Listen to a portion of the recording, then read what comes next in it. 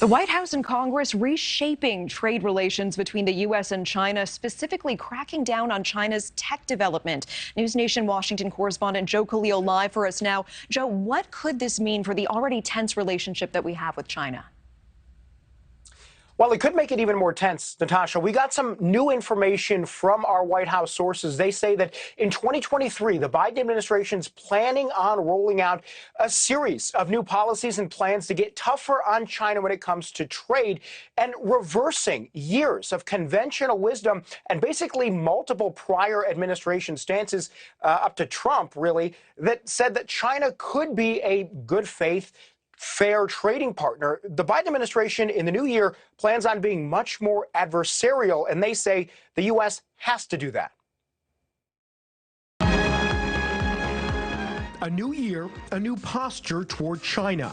The White House confirming to NewsNation the Biden administration will continue to get tougher through a series of new policies in 2023 aimed at limiting China's influence and its economic and military growth. We're facing a competitor that is determined to overtake U.S. technology leadership and willing to devote nearly limitless resources to do so. National Security Advisor Jake Sullivan laid out what the Biden administration is calling its protect agenda, no longer viewing Chinese growth as beneficial to the U.S. as a partner, but rather as a threat from a geopolitical rival.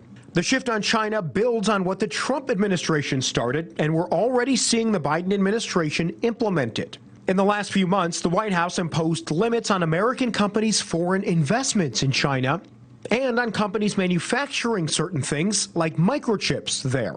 Prevent companies that receive taxpayer money from turning around and making investments in China that undermine our national security.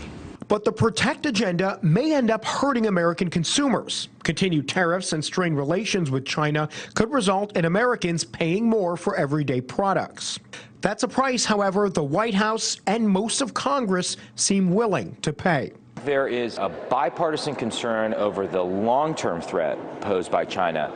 In the new year, Congressman Mike Gallagher will chair the brand new Select Committee on China, designed with largely the same goal as the White House's Protect agenda. Gallagher told us earlier this year his big worry is China's growing military and the threat of a Taiwan invasion. We are simply not acting with the requisite sense of urgency that this threat demands. So, Natasha, I want to keep the focus on American consumers here for a second. The Treasury Department says that there are tariffs right now on more than $330 billion worth of goods that come from China into the U.S. That started under Trump, those tariffs did.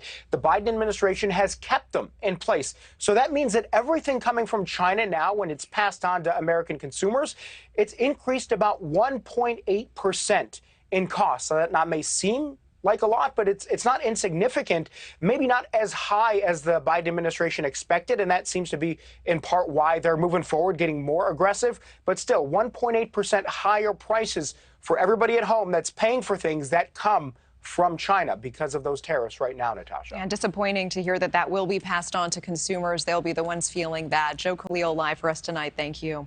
Thank you for watching. Go to newsnationnow.com to find NewsNation on your television provider. And don't forget to click the red subscribe button below to get more of NewsNation's fact-driven, unbiased coverage.